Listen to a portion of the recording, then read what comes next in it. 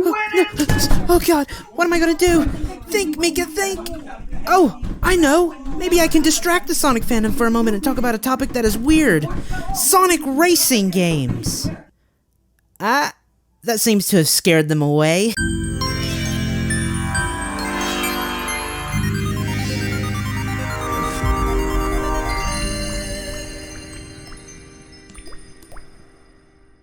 Sonic is usually known for what? Say it with me now. He's known for going fast. Okay, so what does this fast hedgehog like to do? He likes to run, and get this, so since Sonic likes to go fast, you know that's the core mechanic in gameplay. You know, it's been like that since day one. Well, now since Sonic has so many spin-off games, Sonic and the Secret Rings, of course.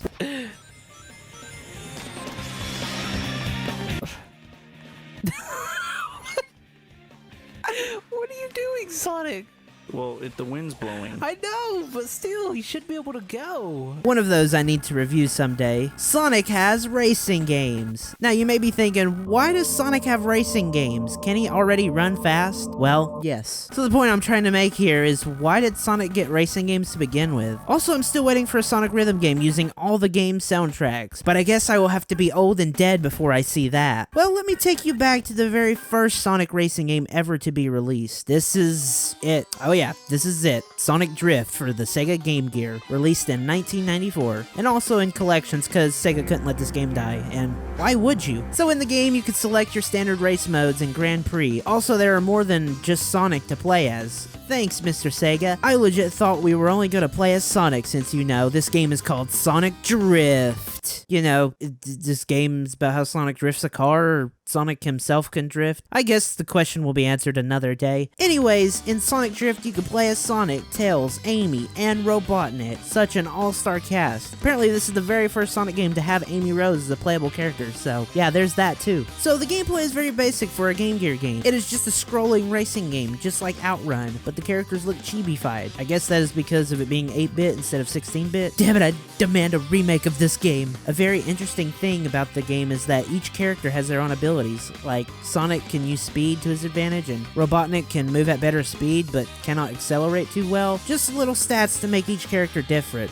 Also, my other main concern is, how did everyone get a vehicle? Did they just make one? And why does Sonic's car just look like his shoe? The game has Grand Prix. It has green, yellow, and red. As far as I've played, they all play the same, maybe adding in some difficulty. The game is okay, but whatever these hazards on the edge of the courses are, they're annoying, and I do not like them. Oh, but there's also a free run mode too, so you don't have to play like you are fighting for your life. Oh, wait, they made another one? Well, what can I say? Yes, they made a sequel. At least in Sonic Drift 2, they added more characters like my boy Knuckles. But yeah, besides a few changes, it is pretty much the same as the first. But this one has more level variety since it is based around the third game. I really like it, but this just makes me want to play Outrun now since that game is a lot better and plays a lot better. Now, for this next game, imagine all the best of Sonic Racing, but turned 3D. Also, what in the heck is going on in this commercial? Don't try meth, kids, not even once. Oh my god. Oh yeah, and Sonic is running. At least that makes sense. Well, this is the infamous Sonic R that released on Sega Saturn in 1997. Oh, it also has a PC and later came out on other consoles as part of a collection. It is such a strange game. The soundtrack is the best part, but the animations, the controls, don't even get me started on the controls. But the game is sorta innovative, I suppose. Also in this game, Eggman and Amy have vehicles. I believe that is unfair. Anyways, this game is very interesting from the stages alone. My favorite would have to be Radical City, just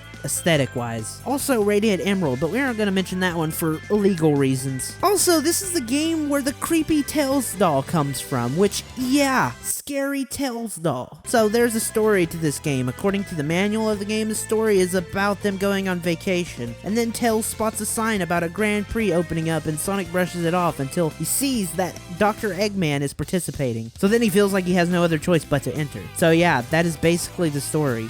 Not that it matters to play the game, but still. The game is okay, having a pretty good roster of characters and a couple of secret characters like Metal Knuckles, Metal Sonic, and Egg Robo. Throughout the game as well, you can collect Chaos Emeralds hidden in each stage. So if many of you might not know that this game was developed by Traveler's Tale, you also may know a bigger franchise they have worked with. Sonic R is a great game, way better than Tiger Electronic port for sure. So, Sonic Cafe, it was a thing. Sonic Cafe was this internet exclusive site that hosted games related to Sonic or many other Sega properties. It was only available in Japan, and it lasted till 2007, but anyways, a set of specific games released that are Sonic kart racing games. So yeah, the first one is Sonic Racing Shift Up. This game is more of like a timing game. You shift your gears at the right time. You can also collect rings and upgrade your kart. And then next up on the Sonic Cafe is Sonic Racing Kart, the first game on the list that is a top-down racer, and this game you can only play as Sonic. The game automatically accelerates and drives, and all you gotta do is turn the kart left and right. So yeah, it's a very simple game.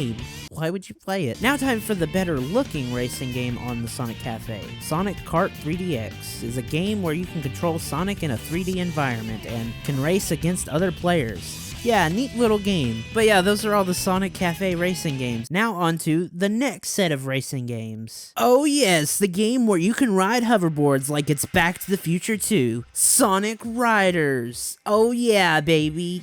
Time to get extreme. Get out the Mountain Dew and Doritos. Anyways, this game was released on PS2, GameCube, Xbox, and Windows. Developed by Sonic Team and Now Production, which, looking at their list of games, seems to be a mix of stuff like collections, ports, or overall helping on certain IPs like Pac-Man, Bomberman, and even some Mario games. So the plot goes as follows. Jet, leader of the thieving Babylon rogues, observes the key to Babylon Garden, an artifact and family heirloom said to unlock the secrets of their Babylonian ancestors. Dr. Eggman arrives and claims he can use the Chaos Emeralds to make Babylon Garden rise, asking for the rogues' help in retrieving them. So Eggman announces that you must enter a Chaos Emerald to join the Grand Prix, and the winner gets all 7. So yeah, basically, that's the Cliff Notes version of it. So the gameplay is real interesting. It is such a cool concept, this extreme sport racing game where you can jump and do tricks and also do grinds. What is this, Jet Set Radio? And also, don't get me started on that soundtrack. It is such an awesome soundtrack, using this futuristic hyper-type beats, and overall this game has this Y2K glam about it. Something real quick that I want to cover real quick. If you are a fan of the THPS games, like I am, well, then you may know of the cancelled Sonic skateboarding game that was pitched. And then, if you don't know, then, well, let me tell you what it's about. The game was going to be developed by Visionscape and was made using models and assets from Sonic Heroes, and was eventually pitched to Yuji Naka. Rest in P. P meaning prison, cause ayo! Anyways, they seemed to like the idea of the skateboarding game, so it was prototyped for Sega and Sonic Team, but they never really touched it after it was pitched. But based on the footage, it was gonna have mission modes and other stuff like multiplayer battle modes and much, much more. But since it was a prototype, it is very bare, and I mean very, very bare. Anyways, it was shelved, and then they released Sonic Riders a little after, so yeah. Sonic Riders. Yeah, it's aight. So, good in fact they made a sequel. Only the best stuff gets sequels, right? Here we are again with Sonic Riders Zero Gravity. It is very similar to the first game, but it does expand upon some more gameplay mechanics. They added gravity points, or GP. When you have a certain amount in a certain area of the track, you can use some for special maneuvers and whatnot. Also, can gravity drift with it. But anyways, the story mode does the same as the first game, using a Heroes or a Babylon campaign. The plot is all about these Ark of Cosmos that control gravity, and there are 5, so yeah. Anyways, this game is amazing. I wonder if it will get an extra sequel and it will do any better. And then these next games I'm going to cover real quick. Both of these games are 2D old school Sonic racing games, very similar to the Genesis games, except you race an opponent. I remember these games getting quite difficult later on, but yeah, I had a great time playing these games. Sonic Rivals 1 and 2 are pretty good. Story is not that too big of a deal from what I remember, but yeah. Sonic Free Riders. Oh dear, we're here. We have made it to the 3rd entry to the Sonic Riders trilogy. The theme song slaps so hard, but sadly the game doesn't slap as good as the theme. Yeah, sadly this game did away with the controller and was like, Yeah, you know what? Why don't we let your body be the controller? Yeah, for a precise extreme sports racing game. That's like if they made Tony Hawk game with motion controls or something. Oh wait, they made a Tony Hawk game with a plastic skateboard controller? Oh no. The Kinect didn't hold much promise for games, and especially for Sonic Freeriders. The game seemed like it wasn't built for motion, but luckily, there is a fan-made patch that allows controller inputs. Honestly, it is a godsend. Also, this game is purely stuck on the Xbox 360, so yeah. Sonic and Sega All-Star Racing and Sonic All-Star Racing Transformed. These Sonic Racing games I'm grouping together because they're basically the same, basically, without the exception that Transformed has the abilities to fly and ride boats in the game. Oh, and that one came out on PS Vita as well, which, okay, it is basically the main game, just handheld, and I gotta say, it actually looks pretty good. But anyway, Sonic and Sega Racing has many Sega stages and characters and these mission modes. Honestly, I love seeing all the stages represent all the games like House of the Dead, Jet Set Radio, and many more. They all work really well and are very fun to play. The mechanics are very Mario Kart. Okay, basically it is Mario Kart at this point. These games were developed by Sumo Digital. They also made Outrun 2006, the game that's pretty dope, not gonna lie. Both of these games are pretty fun. Also, Wreck-It Ralph makes an appearance in Transform. Oh, and Danica Patrick. Also, as a little side note, this has nothing to do with Sonic games or anything, but looking at Danica Patrick's filmography, damn, she was in Charlie's Angels, the 2019 reboot, and music videos, and a bunch of TV shows. Again, this is not related to anything. I just think it's kind of cool. Team Sonic Racing now comes to the last in this list, I believe. It is another game developed by Sumo Digital, and this time it has a team-based gameplay. You share power-ups and use each other to race, but there's a story mode in this game. It is fully voice-acted with these PNGs of characters. When did they all become PNG tubers? Nah, but one of my most favorite things to do in this game is the customization. I like making Sonic and friends drive very zesty cars. But also, as you progress, you can unlock car parts and upgrade to your heart's content. But yeah, other than that, it is basically like the other two previous games released. Anyways, thanks for watching. Thanks for getting me to 1,000 subscribers. I seriously can't believe that I reached this milestone. I promise very, very much I'm going to try to release more content in the future, but I don't know how that is going to work out. But just bear with my crappy schedule, and yeah, remember, it's just a theory, a game theory.